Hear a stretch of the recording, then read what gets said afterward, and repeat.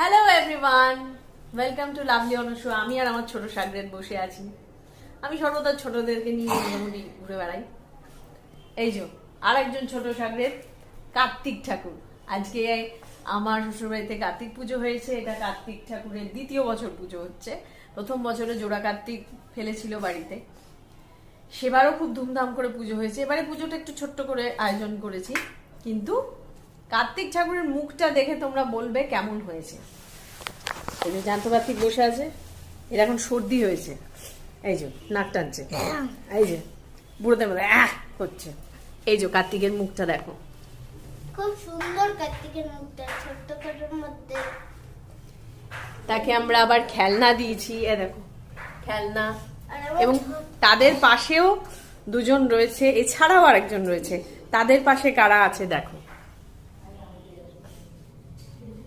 Gopu number 1 Gopu, number 2 Gopu. Number 2 Gopu ড্রেসটা দেখতে হবে, ময়ূর দেয়া, দারুণ। এরপরে আরেকজন আছে, সে হচ্ছে গনু দাদা।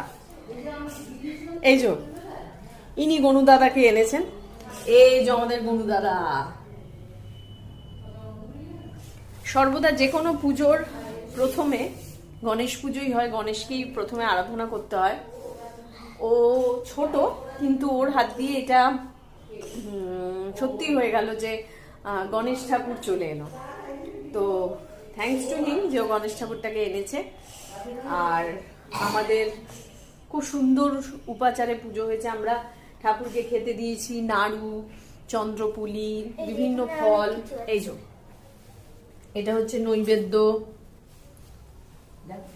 এটা হচ্ছে দই, বিভিন্ন ফল, মিষ্টান্ন,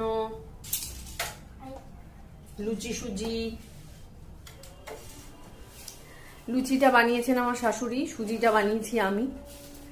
আর ঠাকুরের ভোগ বানানো একটু কঠিন, তার কারণ হচ্ছে এটা কি, একটা তিলের নাড়ু কোত্থেকে জোগাড় করেছি। ওকে দেওয়া হয়েছিল, ও খায়নি, কারণ ওর মুখে তখন বদ ছিল। ও বয়স্ক দাদু হয়ে গেছে, কন্টিনিউয়াস কেসে যাচ্ছে। তাই এখন তিলের নাড়ুটা কি করবি, কি করব আর কাকে খেতে দিয়ে দে।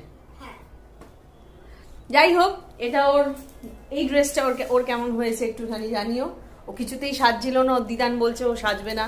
আমি লাস্টে ওকে যখন একটু ইমোশন ব্ল্যাকমেল করে বললাম, শুনলো।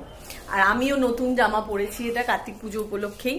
যাই হোক, এই হচ্ছে আমাদের পুরো কার্তিক পুজোর আয়োজন। আর এই হচ্ছে আমরা, ওটা হচ্ছে বেটুর দিদান। যাই হোক, কেমন লাগলো